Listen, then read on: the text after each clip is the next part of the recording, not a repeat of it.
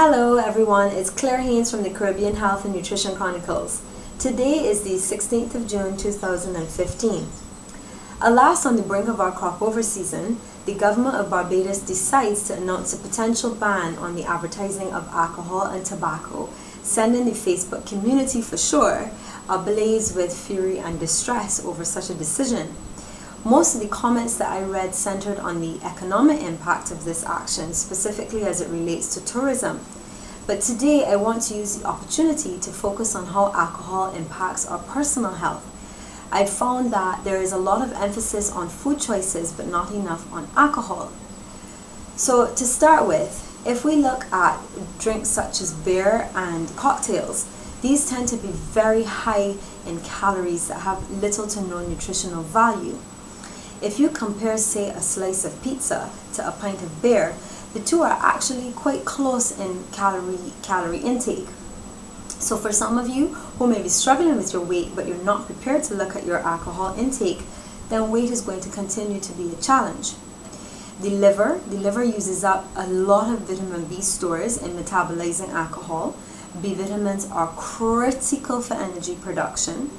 High intake of alcohol can also damage our stomach lining, so this in itself impairs how we absorb our nutrients from food.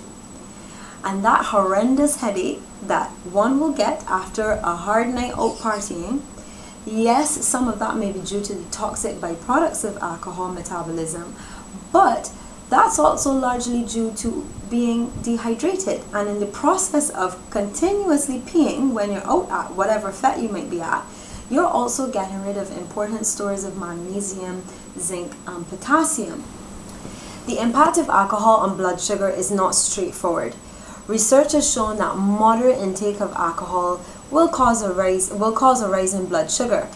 When it comes to diabetics on medication or people who drink on an empty stomach, excessive intakes of alcohol can actually cause dangerously low levels of blood sugar called hypoglycemia.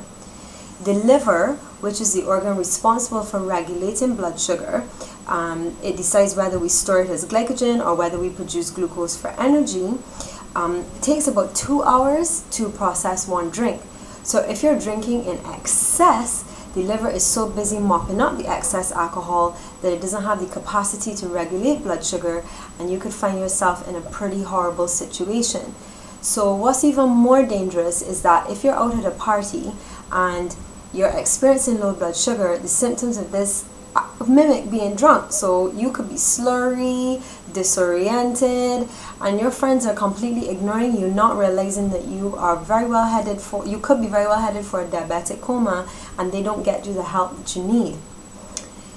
Based on the research that I've read so far and the information that I've gathered from reputable sources, I am not completely sold that the banning of adverts on alcohol in this country in particular is going to make the difference needed when it comes to tackling this type of substance abuse.